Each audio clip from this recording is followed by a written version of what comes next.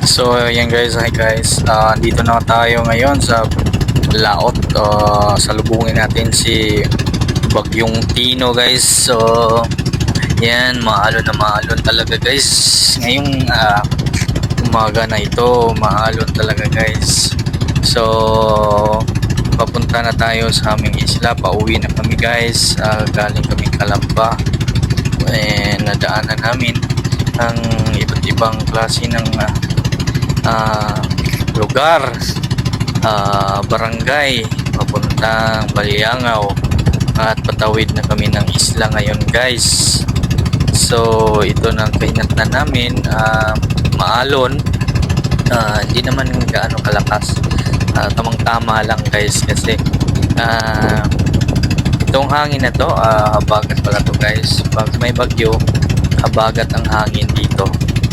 Pag may bagyo, habagat talaga. And also guys,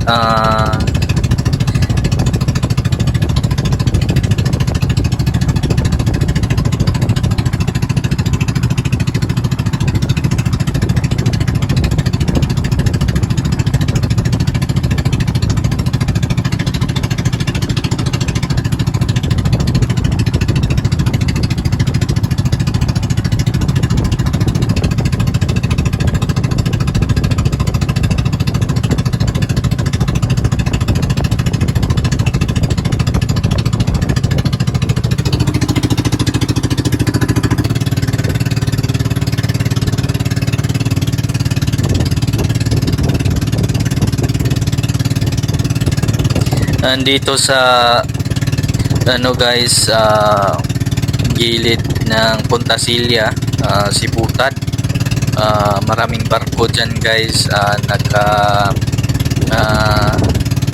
nakapasalipod, tawag nito, Tagalog nito guys, parang shelter nila dito guys, yung bundok na yan guys, kasi habagat yung hangin, maalon, kaya nandyan sila guys para safety ang barko nila. So maraming barko dyan. Tapos nang nakita kong namukad bunsod, kahit na maulan at maalon, nanginabuhi yun siya guys para sa pamilya.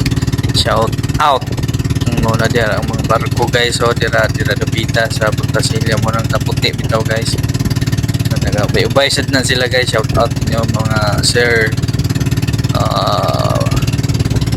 Salamat kay di ako nagpasalipod. Huwag yung mo may padayon sa inyo ang padulngan kay grabe bagyo gyud. Safety first gyud, safety first gyud, mao nang sakto gina inyong gibuhat.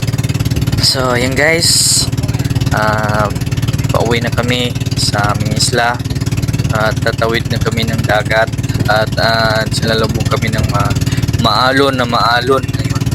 Pero hindi naman gaano kaalon, sa tamang tama lang guys. At marami kaming karga ngayon dahil hindi nakarga kahapon, gawa na sa ulan, sa bagyo, for the safety na lang sa pambot pa sa bangka. Ayan guys, this is for today our vlog, and don't forget to subscribe again. And this is your boy Sore. Salamat kayo sa paglantaw and mabuhay kayong lahat. So yan, continue na lang tayo ngayon guys, kasi yan yung isla namin. Ito, nakikita niyo na green. Ayan guys, na bundok na yan. Yan yung isla namin guys. So see you next vlog guys, and don't forget to subscribe. This is your boy Suroy.